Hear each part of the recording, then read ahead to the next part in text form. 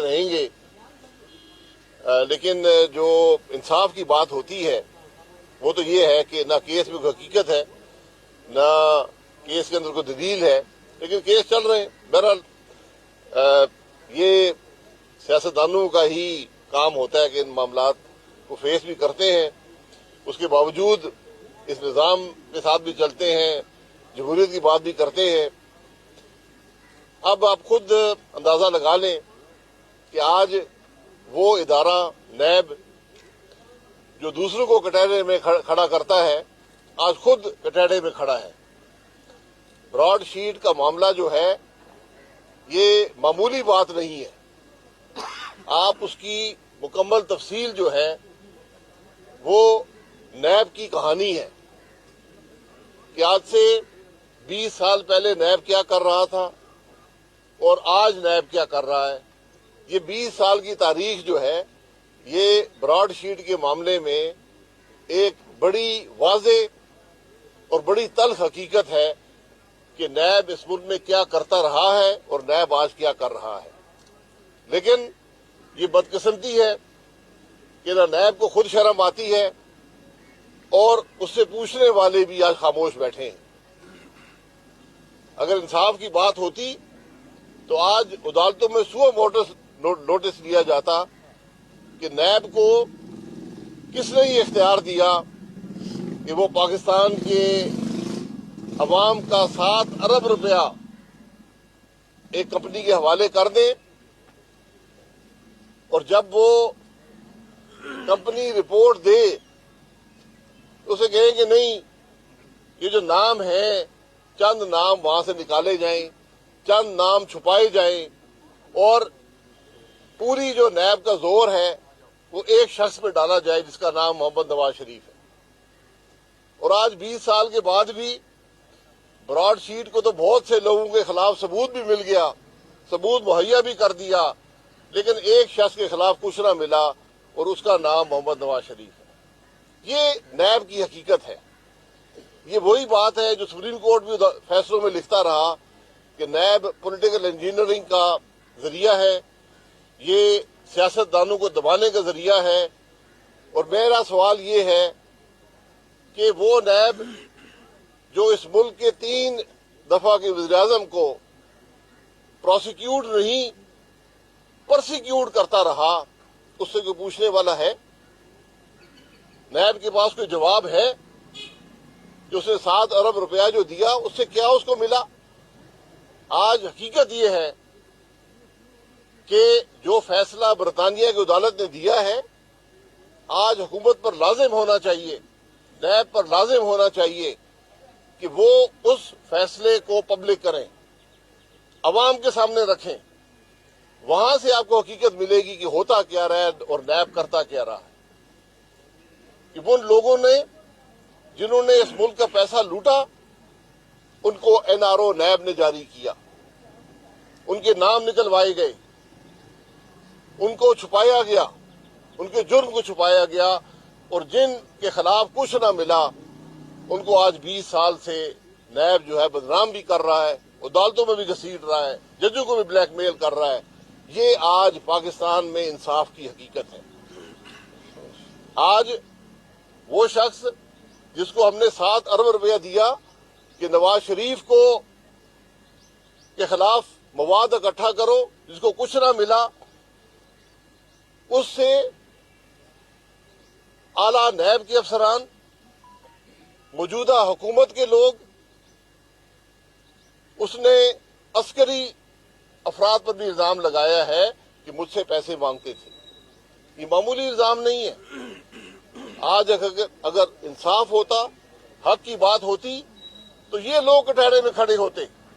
آج ہم نیب کے کٹہرے میں نہ تھے، نیب کا چیئرمین یہاں کھڑا ہوتا اور جواب دیتا کہ اس نے جو پیسہ خرچ کیا ہے، اس نے جو کوشش کی ہے کہ سیاستدانوں کو بدنام کیا جائے، ملک کے 3 دفعہ کے وزیراعظم کو بدنام کیا جائے، اس کے خلاف مواد اکٹھا کیا جائے، وہ تو نہ ملا، لیکن جن کے خلاف ملا، جنہوں نے اس ملک کی دولت لوٹی ہے، جنہوں نے آج بھی اس دولت کو لوٹنے کے لیے جو رقم نیب نے دی ہے اس میں سے بھی حصہ مانگا، یہ معمولی باتیں نہیں ہیں. آج الحمدللہ حقائق عوام کے سامنے آ گئے ہیں. حقائق جو ہیں وہ برطانیہ کی عدالت کی رپورٹ میں ہیں. ان پر کارروائی ہونی چاہیے. اگر حکومت نہیں کر سکتی، حکومت تو خود شامل ہے اس کرپشن کے اندر. آج حکومت کے وزراء پر الزام لگا ہے، آج عسکری اداروں کے افسران پر الزام لگا ہے.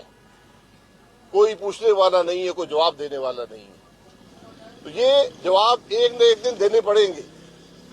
آج ضرورت اس بات کی ہے کہ اعلیٰ عدلیہ اس کا نوٹس لے، سو موٹو نوٹس لیے. اگر ایک ملک کے وزیر اعظم کے ویزے پر نوٹس لے کر حکومت کو توڑا جا سکتا ہے تو پھر وہ لوگ جنہوں نے اس ملک میں کرپشن کو چھپایا، اس ملک کے پیسے ضائع کیے، اس کرپشن کو ڈھونڈنے کے لیے فیس ادا کی، اس میں حصہ مانگا، ان سے بھی پوچھنے کی ضرورت ہے. یہ آج ملک کے حقائق ہیں. اچھا شاہد صاحب، آپ براڈ شیٹ کا ذکر کر رہے ہیں، اس پر 35-40 کروڑ روپے کے فلیٹ تھے جس کے بارے میں انکوائری ہو رہی تھی. اربوں روپے دے دیا گیا جرمانے کے طور پر، لیکن حکومت تو اس پہ شادیانے بجا رہی ہے. روزانہ ایک پریس کانفرنس شہزاد اکبر کرتا ہے. تو حقیقت آپ حکومت سے مطالبہ کر رہے ہیں، چیف جسٹس سے مطالبہ کر رہے ہیں کہ وہ سو موٹو لیں. تو آپ لوگ کیوں نہیں وہ سارا جو آرڈر ہے وہاں برٹش ہائی کورٹ کا، وہ سامنے عوام کے سامنے لاتے تاکہ حقائق لوگوں کو پتہ چلیں؟ برٹش ہائی کورٹ کا آرڈر جو ہے وہ حکومت کے پاس ہے اور نیب کے پاس ہے، میرے پاس نہیں ہے. لیکن وہ ایک دن چھپے گا. آج بھی جو باتیں سامنے آئی ہیں سوشل میڈیا پر، وہ معمولی نہیں ہے. نام لے کر کہا گیا کہ کس شخص نے پیسے مانگے، اس شخص کا تعلق کس ادارے سے تھا، حکومت کے کون سا آدمی وہاں بیٹھا ہوا تھا. آج کوئی جواب ہے؟ آج کوئی جواب نہیں ہے. تو حکومت کیوں آج خائف ہے اس فیصلے کی رپورٹ کو سامنے لانے سے؟ آج جو رپورٹیں اس ادارے نے، اور میرا براڈ شیٹ کے بارے میں بھی بہت سے سوالات ہیں، وہ علیحدہ اپنی جگہ پر ہیں. موسوی صاحب کے بارے میں بھی ہیں، وہ اپنی جگہ پر ہیں. لیکن حقیقت یہ ہے کہ جو رپورٹیں ہیں وہ پبلک کیوں نہیں کی جاتی؟ جو عدالت کا فیصلہ ہے برطانیہ کا، وہ پبلک کیوں نہیں کیا جاتا؟ چھپانے کی کیا ضرورت ہے؟ آج جو دعوے دار ہیں ملک میں کرپشن کو ڈھونڈنے والے، آج وہ خود کٹہرے میں کھڑے ہیں. ان پر الزام لگا ہے کہ آپ کک بیک مانگ رہے تھے، آپ کرپشن کر رہے تھے، آپ فیسوں میں حصہ مانگ رہے تھے. یہ وہ باتیں ہیں جس کے جوابات پاکستان کے عوام چاہتے ہیں. اچھا شاہد صاحب، دورہ لندن کا سارا ملاقات ہوئی؟ اگر ہوئی تو کتنی کامیاب اس کو کہہ سکتے ہیں؟ دیکھیے، ملاقات لندن میں ممکن نہیں ہے. یہاں پر آج واٹس ایپ بھی ہے، ٹیلی فون بھی ہے، زوم بھی ہے. تو ملاقات تو ہر وقت یہاں کھڑے کھڑے ملاقات ہو سکتی ہے. وہ باتیں اپنی جگہ پر ہیں. پی ڈی ایم جو ہے وہ موجود ہے، اپنا کام کر رہی ہے اور انشاءاللہ پاکستان کے عوام کو ریلیف دے گی. صاحب یہ بتائیں کہ موڈیز کے مطابق تو پاکستان کی جو معیشت ہے وہ بہت بلندیوں پر ہے اور ترقی کر رہی ہے. اس پہ آپ کا کیا تبصرہ ہے؟ دوسرا یہ ایک الزام یہ ہے کہ اسٹیل ملز کی نجکاری کا فیصلہ آپ کی کابینہ نے کیا تھا، اس کے حوالے سے آپ کیا کہیں؟ دیکھیے، جو موڈیز کی بات ہے، موڈیز پاکستان میں نہیں رہتا. پاکستان میں ہم رہتے ہیں، آپ رہتے ہیں، پاکستان کے عوام رہتے ہیں، پاکستان کا غریب رہتا ہے. آج نہ بجلی ہے نہ گیس ہے، مہنگائی ہے، عروج پر ہے، بے روزگاری ہے. تو یہ موڈیز کی کریڈٹ ریٹنگ کی رپورٹ دیکھ کر جو ہر ہفتے بنتی ہے، اگر شادیانے بجانے شروع کر دیں گے تو پھر ملک ترقی نہیں کرے گا. ملک ترقی کرے گا جب ملک آئین کے مطابق چلے گا. یہ بات 2.5 سال نے واضح کر دی ہے. اس بات کا احساس کر لیں. اور جہاں تک آپ نے جی اسٹیل مل کی نجکاری جو ہے، اسٹیل مل جو ہے یہ پچھلے 30 سال سے نجکاری کی لسٹ پر ہے. 1990 میں شامل ہوا تھا. اسٹیل مل جو ہے اس کے ملازمین کا تحفظ ضروری ہے. اسٹیل مل کی جو اپنی وائبلٹی ہے اس پر بہت سے سوالات ہیں. ہم نے پہلے دن سے اسٹیل مل کے ملازمین کا تحفظ کیا.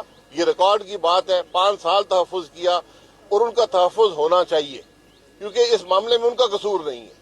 جو بھی باقی ماندہ ملازمین ہیں ان کا تحفظ اولین ترجیح حکومت کی ہونی چاہیے. شاہد صاحب، حکومت سے تو عوام کو کوئی اچھی کی توقع نہیں ہے. آپ کی تحریک جب سے چل رہی ہے، مہنگائی مزید بڑھنی شروع ہو گئی ہے. چینی پھر 105 روپے تک پہنچ گئی ہے، دیگر اشیاء بھی مہنگی ہو گئی. تو لگتا یہ ہے کہ پی ڈی ایم نے بھی لوگوں کو صرف ٹرک کی بتی کے پیچھے لگایا، کوئی ان کی